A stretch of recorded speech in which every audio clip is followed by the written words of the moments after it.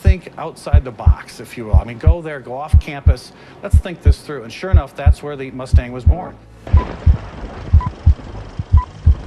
When it finally hit, it took the country by storm.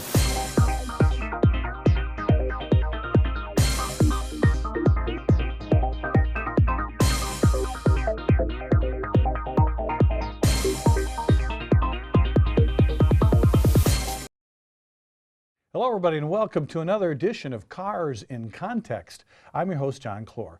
You know, this is the Motor City, and this is the show where we put cars into the context of your everyday life. We love to celebrate our rich automotive heritage here in Grosse Pointe and in Detroit, Michigan, but we will make no apologies for our decidedly Detroit perspective. Today, we're going to talk about something that's affecting every one of us. It's the price of gas and the fact that we had so many people who were so alarmed we wouldn't have oil. But the question is, where are all the oil alarmists now? And to bring the answer to us, we've got none other than Chris Sawyer. Chris, welcome to Cars in Context again. Hi, how are you? Chris, I love this topic today because I did get gas just before I came to the show, and it was under $3. And then I thought of you and thought, didn't you say that everybody, oh, we're going to run out of gas, we're out of oil, oh, we have to go to hydrogen or whatever, something, help batteries, we're going to, oh, the world's coming to an end. And you said, no, it's not. If only I could do as well with my stock picks. Well, you were so right. And today, I'm so glad. And you're so surprised. No, I'm not surprised. Folks, you shouldn't be surprised if you've been watching Cars in Context. Chris, we're going to ask that question and find out where are the oil alarmists now that we're awash in oil and it's... They're working on it, trust me. They'll come up with something. Yeah. But before we do that, you know we have to do something. The news. Yeah, we have to find out what's happening in the news. And speaking of Detroit, this first item is something that's near and dear to my heart. You know, folks, that you've been watching our show, and you know we did a show called Detroit's Epic Freeway Fails. Well, this first topic has something to do with that freeway fails, and not just from the fact that our lighting was gone, but during this past summer, we all had horrific flooding on the Detroit freeways. I'm sure you remember. Did we ever? It was terrible. We've never had epic flooding like this on our freeway systems in the history of our freeway system. So today, we're doing a little digging on this, and reports by state investigators hint that the theft of copper from the pumping stations used to clear water from the freeways may have been a huge contributing factor to all the flooding this summer. Gee, do you think we could have predicted that one? Well, okay, we've had aging infrastructure. We know that they didn't really check on it. I've got aging infrastructure, We but I all still have get up in the morning. You look pretty good. Take a couple of Advil, you're fine. Yeah, well, they need more than Advil. Apparently, people broke into these wonderful scrappers who have looted the city of Detroit, have broken into these little pumping stations and ripped off anything of value, copper, water. So when it rained and the pumps were supposed to go on, guess what? They didn't go on. They couldn't go on, and they're broken. They're essentially disabled from scrappers. Now, results of this study have not been revealed. They don't want to reveal the study because it would show that years of neglect and not maintaining these pump houses have been part of MDOT. That's, you know, they don't even want to admit that they're looking into the scrapping problem. Now, these metal thieves that are taking these copper, they're not just destroying all the lighting. They're they're the reasons why it was a multi-million-dollar loss by people who went to work or were stuck in this. It was a multi-million-dollar problem from a few losers who want $12 for a piece of wire because they don't want to get a real job. Well, exactly. Yeah. And I think it's great that the state legislature, they've introduced some legislation to specifically go after those who buy the scrap that these people bring in. If they didn't make a market for it, but I'll tell you what, you got to go after them. You got to do the Rudy Giuliani thing, and you know, the broken window. If there's one broken window, you go and fix it, and you get the guy who did it, because otherwise, all sorts of problems happen. Well, Chris, give me some better news, please. Okay, cheap gas good for us, but bad for the OEMs. No, it can't be bad. Of course it is. Cheap gas is great for everybody. No, it's not. Prices have been dropping. Yes, I love it. I love it. But now everybody's worried about meeting the CAFE and the ZEV requirements, the zero-emission vehicle requirements. Wait, you sold us better fuel economy cars, so you should be happy. Except that they can't sell them now because gas is cheap, and people are going, hey, you know what? I do want a V8. I want a pickup truck. Or a V6. I want a pickup truck. Or I want an SUV. And now, well, what's wrong with having what you want? This is America.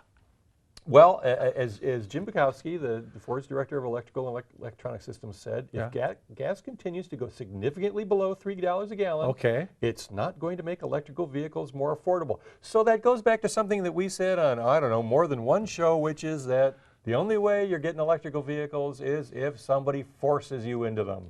This is not something, this is not technology that's ready, this is not technology that's affordable. No, it's really not. This technology is being forced down the throats because of some pinhead in Washington, or a group of them, yeah. So you're saying that while we love having, when I go to fill up and I have an extra $10 in my pocket, it's got to help the economy because I'll go spend it somewhere else. It's not like I'm putting it away for my old age. Wait, what do you mean I'm there already? You saved me from saying it, but it's even worse than that. I can tell what he's thinking. We have the 2025 standards of 54.5 miles per gallon. Yeah. This keeps up. We're not going to make 2018. Oh, my Lord. And 2018 is being decided today. Yeah, well, maybe we should tell the EPA to just go regulate something else like prescription pills, where more people die from that than they do in the cars. So we'll just go do something. Absolutely. But global warming. Oh, well, that's the next one. Well, let me start with something else. Okay, how about, speaking of electric cars, everybody's trying to save fuel, so they're getting their electric cars. Well, there's some technologies they're putting on gasoline-powered cars and diesel cars. It's called stop-start. I like stop-start. You do? Yeah. Really? I do. I think it's a great idea. It's like, when you used to pull up and there'd be the long train, you turn the engine off and wait for it. See, stop-start reminds me of a project at home when Jenny will say she wants me to do something, and then she says, no, wait a minute, I don't like that. That's we pick a color out, we're going to paint I don't like that color anymore. That's stop-start. That's start-stop. Or start-stop. This is stop-start. Yeah, exactly. So when you stop, the engine stops, and so it's not running, it saves fuel. And then when you want to take off again, the light turns green, the engine starts back up. And so for that few minutes, maybe a minute, 30 seconds, whatever you've stopped, it shuts the engine down, and supposedly it's going to save you, I don't know, 2, 3, 4. Oh no, depends on how many stops you have. It can be anywhere from 3 to 7%. Whoa, well, that's a lot. That's a lot. But it also means that if you have a car that's got electric seats, the stop-start will be disabled because it can't drive the electric. See? Well, there's other downsides. We want to tell you this: the use of this stop-start technology on new cars, that will really, a lot of people say, will save all kinds of money, wreaks havoc on your car's battery. Oh, it's not just your battery. Well, he's going to bring it into context further. But car batteries will last, anywhere from 5 to 8 years, and in Michigan probably less than that because of our cold winter. 4 to 5 years. But if your car is stop-start, it'll wear it out in a year to a year and a half. Because the battery's constantly being asked. Unless it's the new, unless they go to what they want to do is to use the gasoline direct injection and get the engine to stop, so its pistons are top dead center. Put the which is a mechanical system, but there's a company, work. as you might imagine, there's a company called Maxwell Technologies who does a ultra capacitor. A capacitor. Yeah. Whatever. Well, it's on the Back to the Future car. Yeah, exactly. Yeah, Marty. No, they sell this technology, and they put it on a conventional lead-acid battery, and then there goes the DeLorean. No, they said if they put this piece of tech on their car, which they sell in Europe, by the way. Ultra capacitors are great. So this, you can last, the thing lasts 100,000 miles. Yeah, absolutely. Because the ultra cap is not like a battery; it just sits there and holds energy for a short time. But Maxwell in Europe, Continental sells the technology. But they said so you can pretty much, if we use the technology here, and you say it's coming. Oh yeah, we're going to see a lot more ultra caps and super caps. Yep, a super cap, ultra cap, they'll be here. But that's not the only problem. When your engine's shut down, oil drains out. It goes down to the back to the pan. So depending on how long that is, you may not have an oil film there. Most cars, through their lifetime, without stop-start, 50,000 starts in their lifetime. Yeah. With stop-start, anywhere from 300 to 500,000. Wear and tear, baby. Yeah. Oh. Speaking of sustainability. Yeah, we love that topic here at Cars in Context, don't we? It's possible that tires of the future may no longer be made from rubber and oil. Well, you got to go to Africa. Where have we heard this before? Wait a minute. World War II. You go down to Africa and you go to the jungle, you have a rubber plantation, you drain the rubber, and then you ship it over. Used to be owned by the Ford Motor Company. They had their own rubber plantations, yes. They would farm them and operate them and ship all the rubber up here and make tires up here. Yes, but wait a minute. But now they're using the... We got to have rubber. What are you going to make it out of? But now you can extract it from the... And I'm going to kill this, so please don't write me about this. the guayule shrub. Guayula? They're native to southwestern U.S. states and northern Mexico, and the properties of guayule rubber are almost identical to natural rubber. Oh, come on. So Bridgestone is opening a research center in Arizona that's focusing on extracting the rubber from these shrubs with the long-term vision of manufacturing products from raw materials that are fully renewable and sustainable by 2050. Now, how would they figure out some I'll shrub be in 92 years old Arizona? then. Yeah, you'll be, hey, where's my tire? Hey, bell tire. Where's you're telling me a shrub in Arizona is going to make rubber like we've known that only one place in the world from rubber plants? Now we're going to be able, would they be as good? Why not?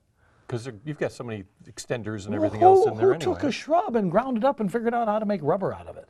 I don't know, but we should thank him. Oh, It's not that hard. Come on, this is John. crazy. Anyway, so listen, folks, speaking of Detroit, I hope to God you're not one of those unlucky people that have had someone, wherever you went downtown, or maybe it was even around here, crawl into your car and cut off your catalytic converter. I know somebody who did. Oh, It was on their rental truck. No. Yes. It's the saddest Wouldn't thing run in the the next world. day. And then this, again, our favorite topic, scrappers get under there, then they saw it off, and you get in your car, boom, what the hell's wrong with my car? And then they trade it in for like $10. It cost $1,000 to fix it. They're destroying America. If you see a scrapper, just run them over. Shoot him. Yeah, that's right. Yeah. So anyway, so they, the precious metals in there, platinum or whatever is in yeah. there. Yeah. So, Rhodium and all that. did you yeah. hear now? This is even worse. So you're thinking to yourself, you know what? I got an electric car. I don't need your catalytic converter. Guess what they're doing to you? They're going across Canada, and they're starting to happen in California, and they're cutting the copper wiring from the plug-in stations off your charging station. So when you pull up, and I got to get a charge, Take that, Elon where'd the Musk. wire go? The scrappers are stealing the plug-in wire on you. Even the electric cars, you can't avoid these people. Yeah, you know what? Someone's going to be standing there holding one end in one hand, one end, and go, oh, that's not good. Now, in Europe, they've had the problem, and they've got a solution. In Europe, EV drivers over there have to carry around their own cable. So when they get out, it's like your own jumper cable. When you get out, you've got to plug in your own cable. The station doesn't have a wire on it. You'd have to, because they... So it doesn't have the wire that goes from the box out to the car. Doesn't have it, because those will be long gone. And then what idiot that's a metal company is buying these, saying, oh, these couldn't possibly be electric car charging wires. Oh, sure, here's $20. It's called turning a blind eye. Oh, it's terrible. That's just It's absolutely ridiculous. terrible. Well, folks, that's enough news for one day. We can't take it I'm anymore. depressed. Yeah. Well, we'll cheer you up. What we're going to do is we're going to put Chris in the driver's seat about this topic. But before we do that, let's do something fun. Okay. Let's do car trivia time. Car trivia time is we take weekly trivia and we'll give you some fun topic which you can enjoy. We'll make you think about it. And you can go look it up on the internet and have the answer back before we get don't back do here. that. No. Don't tell him that. You're wrecking the whole show. Oh, I wrecked the whole show a long time before this. This is true. Thanks for writing in, folks. Okay.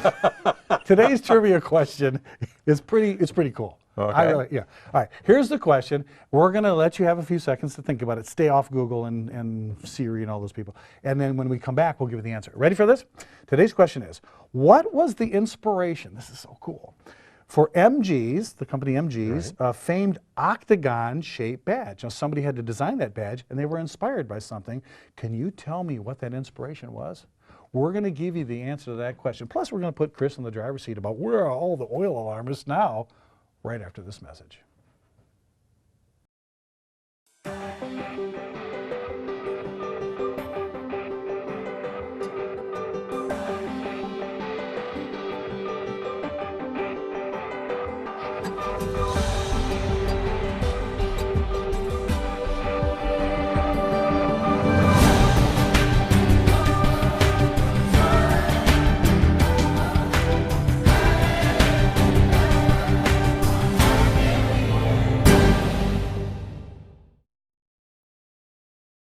Hi, and welcome back to Cars in Context. I'm your host, John Clor. Today, we're talking about, hey, where are all the oil alarmists now that gas is under $3 and we're flooding with just tons of oil and gasoline?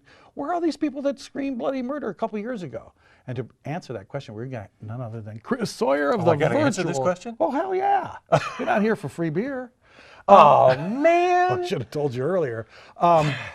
thevirtualdriver.com. You always cover these tough topics, and so and here's the problem, Chris. You brought this up to us shows ago. If you went on to our Cars and Context long TV, time ago, yeah, early. We have Cars and Context TV on the YouTube channel. You can go back and read and watch this whole episode. And You you'll see predicted just this. what a genius I am. And humble too. I love the fact that he's so humble. But no, we want to bring this out now because it's time to toot our own horn on Cars. We told them. Absolutely. We told them. But before we do that, we have to give you the answer to today's Yeah, I trivia want the question. answer to this one because I don't know the answer to Well, this. this one is kind of cool because you never know what inspires people in the auto industry. The question was, before the break, what was the inspiration for MG's famed octagon-shaped badge? Now, MG stands for Morris Garages. I'm sure some of you in Grosse Pointe remember for a while there, MGs were running around town everywhere. Everybody had an MG, had to have the little British sports car. You were cool, right? Yep. College professors, the guy with the patches on the patches. Those guys drove and the MGs, pipe and they had the pipe and the little hat, and they had the, MGs were cool. So, who and what was the inspiration for this octagon-shaped badge? I don't know. Well, the answer is the octagon shape of that badge for Morris Garages, MGs, was inspired by the shape of the founder, Cecil Kimber. Cecil B. Kimber. Uh-huh. He had a dining room table which was octagon shaped. He loved it. And the dining table that he looked at every day became so embedded in his mind that he made the company's badge as an octagon. Probably one of the kids had crayons and drew a big MG in the middle of it and he went, That's it! Well, that's today's trivia answer. And if you got that, they got to get out more. Why would they know that? Sorry. I'm sorry. No, so Chris. I have no answers. But that's pretty cool. Yeah, I like Okay, so that. Chris, listen. Let's get back to the topic at hand. Where are the oil alarmists? We had oil They're alarmists. hiding. They're under rocks. They're under. Well, hard now we places. have, as we're writing this, As we're- too many years of working for magazines, folks. As we're taping this, we're just past the elections. Mary Landrieu has reintroduced the pipeline, the Keystone. Keystone Pipeline, because she's hoping to win her re-election That's right. bid. There's a reason for that. Because it's going to a runoff. She's going to lose. Anyway, and Wait a minute. So now you're saying she didn't do that because she cared about the American people? hell She's no. doing it because why didn't she do this ahead of the election? Why was she silent for all of the So it's not that she cares about her electorate. Hell no, none of them are. Politicians are opportunists, and the sooner we get to understand that, the And you better. politicians out there, you know we're talking about you. Of course. So, I can expect that our tax forms are going to be looked at. Yeah, we're gonna get it. But the reason, the whole thing is that we've been artificially holding back on the amount of oil in this country. And we have been using, when we talk about foreign oil, when it comes to the United States, most of our foreign oil comes from Canada. We only take about 7 to 15% at the worst, on our worst day, from the Middle East. Most days we're taking somewhere between 3 and 7% from the Middle East. Most of it's coming from Canada. We're sitting now with fracking, because of fracking. And you notice all the things that came up. There was the Matt Damon movie about fracking where it was terrible. Oh, horrible this is things the that we're worst doing. thing I work possible. for this company that does fracking, but now that I've had my eyes opened, Now that we have jobs and now that we've gas had and the fuel studies and that saving, have all come out that said, we're all fracking's gonna fine. die. The fracking's gonna kill us All now. that fluid is going to get in the groundwater. Yeah, the we're all gonna- groundwater is nowhere near where that's being And here's the done. thing: the groundwater is in the ground. Well, the go ahead. fracking is well below that. Yeah. Miles below it, in fact. But the fact of the matter is that fracking has opened up almost, from what I've hearing from some people in the industry, up to 600 years of natural gas that we have. We're looking at the potential for 400, maybe more years of gasoline, of oil. And we need oil no matter what you think, because oil doesn't only just go into the tank, get refined and go into the tank. It goes, that's what, electric vehicles need oil too, because everything that spins has to have oil on it. Yeah. But the fact of the matter is that because we now have all of this, we're now no longer talking about peak oil, we're talking about peak demand. See, that we have seen the top demand that we are ever going to see, So we've despite hit the fact we're that there. China's growing, China, India's India, growing. yeah, they're all driving. Our use is dropping dramatically, and it's because we're getting much more efficient. And you could say that some of it's because the government's put in these regs for CAFE. Yeah and no. It goes either way. The only reason that the industry signed on for those regs was because, Kind of had to. well, they didn't have to. They wanted them. because it said, now we know what we have to hit, and we know that we have to sell these cars instead of Guessing. Yeah, guessing what the Wasting customer money. wants. Wasting money. Now, of course, because gas is so cheap and it's going to get cheaper, if we went after it the way we really should go after it, the way America goes after things, I'm telling you, we could drop the price of gasoline down to below $1.75. Oh boy, would I like that. I Yeah, got money so would back I. in my pocket. And we wouldn't have to be doing this E85 nonsense and all the rest all the of it. stuff that's hurting our cars. Exactly. So it's the fact of the matter is that those people, the alarmists, haven't gone away. They're looking for different answers. I saw it this morning on the Crawl on the News program. That said, now what are they? Said fracking may increase the drive for oil and global warming. BS. Oh, gee, wait a minute. Didn't we graduate from global warming now because we're actually Climate cooling? change? No, Yeah. Oh, it's climate change. Yes. Yeah, because you know the what? climate's always changing. The polar vortex has descended upon the United States again, and we're actually Yes, as we know from we've early had November in and Michigan. If you're, I don't know where they're measuring this warming, but in Michigan we've had colder. Well, I and can tell you where they're measuring it. Where? 15 of the stations where they're measuring it that have been At the equator? They were in areas that weren't quite the hotbeds that they are now. One of them in particular is over the hot air vent for an air conditioning system on a hotel. Another one is above a freshly asphalted parking lot. I love and it. things like that. This is but great. You need to go to the fact that people say, look, science agrees on this. No, there are more scientists lined up against global warming than for it. Climate change. Whatever. And By the way, so, I totally believe in climate change because last summer it was hot and this winter it's going to be cold. It changed. That's right. The climate changed. And it's going to get started. That is a fact. And it's going to get cooler because the sun is going to cool Yeah, down. it happens all the time. The fact of the matter is, let's use the oil. I mean, let's use it responsibly. Let's use it cleanly. Let's go after it. We could, in less than 5 years, mark my words, in less than 5 years, and I'm being really conservative. I'm going to have to go on back this. 5 years with the Cars and Contact shows on YouTube. Exactly. In less than 5 years, we could be totally self-dependent on oil. We could be actually the net exporter of the world with oil fantastic. and natural gas. But then, imagine what that would do to the Middle East, which this morning ISIS decided that they were going to make their own currency because now they're making so much money off of their bootleg sale of oil that we could crush ISIS overnight. But There's we're no money not coming serious. in. Well, folks, let's go back to when we did our gas prices show. You know, we said, well, as oil got to be $80 a gallon. It went past $2, and then it got to be, you know, even more. We're starting to now it's $77 a barrel. It's still $3, so it's not coupled with. Well, I told you it had nothing to do with the price of oil. I know it, and we told you this. It's not about trouble in the Middle East. The alarmists, folks, are the ones that are making it's this. a political problem, and everything is politics to these people, and we've got to stop this. We've got to do for what's good for the country. This is why you're watching Cars in Context. Exactly. Chris, or you're just bored. So we appreciate you doing this. Really, that's fantastic, and we know it's true, and you can go back and measure it again, but you know, and it's time to move on. Okay. We have even more fun. There's another reason why you watch Cars in Context, because you get to see people that have sent us pictures of their car and tell us, hey, I've got pride in my ride. Cool. Yeah. Now, you know this guy. Yeah, Vince Muniga at General Motors. Yeah. Vince Muniga had emailed me at jclor@carsandcontext.com with his pride in my ride. And his ride, check this out. I've seen this car. Folks, check out this car. I've seen this car. This is a 1948 Ford Woody wagon. It's owned by Vince and his sister, Cindy Littman. He said Ford produced all these wagon bodies from a wood body assembly plant up in Iron Mountain. Did you know that? That's where you my knew that? mom was Okay. Once the bodies were assembled, they were put on a closed rail cars, about 8 to 10 at a time, and shipped down to one of 18 assembly plants for these cars. He said his 48 was the last year for an all-wood wagon from Ford. It's 49, you know, they had the all-new 49 Fords. Yeah. So he said this is an original California car. He actually made in the old Long Beach plant that closed in 1959. He purchased the car from a surfer.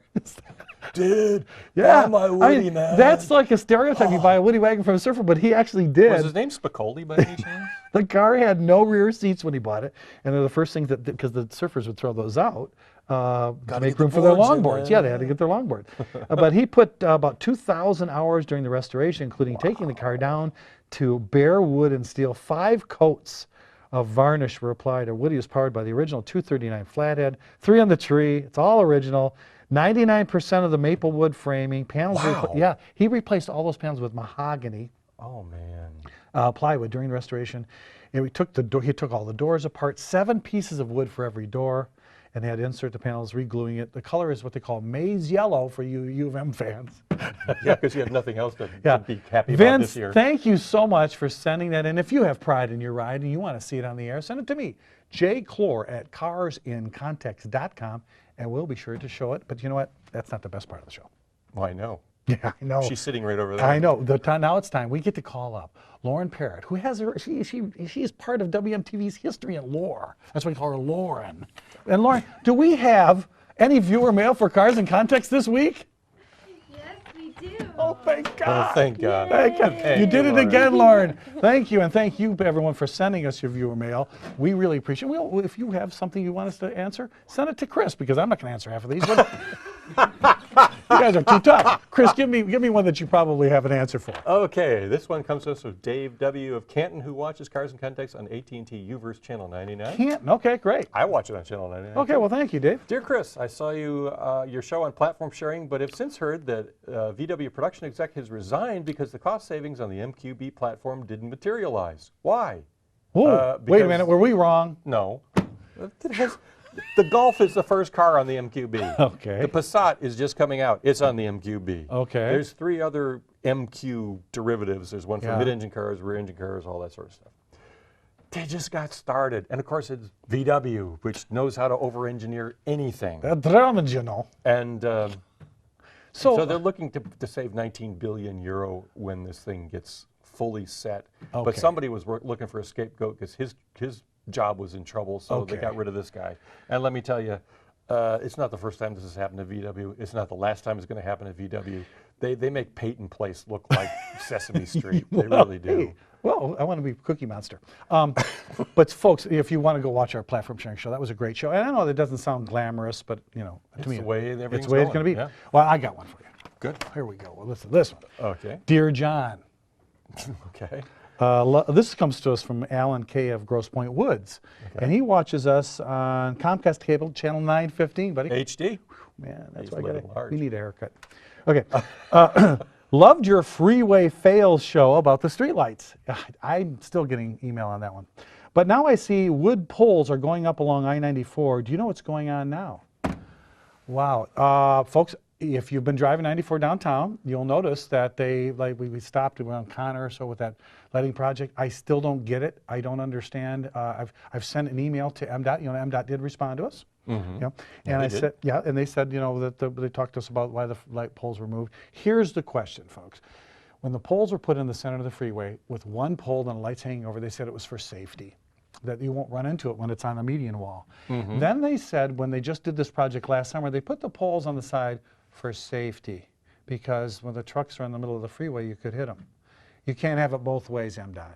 And now that the scrappers have you seen the new poles get knocked down already? Well, you know what? I understand they're putting up sniper's nests too with machine gun emplacements, and it's all for safety. That's what, yeah. Folks, it's insanity. There's no action. I mean, I'd love to give you an answer. Alan, I'm looking into it. I've sent them an email. MDOT really is not Responsive? Yeah. Yeah, can you imagine and putting up the wood poles and then wiring, the strings are going wire to wire, maybe because you'd have to scale to pull the wire out of the freeway. Oh, rather like than, that's going to stop somebody who needs their next crack it's not, fix. it really, it's unsightly, it's crazy. We need to make them accountable, develop the system that's the best safety system we have, and then let it go from there. Let's open it up to the kids. We'll follow this for you. If you have a question you'd like to answer on the air, either from Chris or myself or from Joe or any of our other hosts, and really Chris said, do we need those other people? Probably not. I need something to do in the afternoon, so. Just send it to me, Clor at carsincontext.com, and we'll be sure to put it on the air. Chris, thank you again for a great show. I really appreciate you coming in. And folks, if you want to read Chris's stuff, he's always got the greatest stuff on thevirtualdriver.com. Make sure you visit him there. And for us, remember, it's our slogan, knowledge is power. And so until next time, I've been your host, John Clor. Thanks for watching.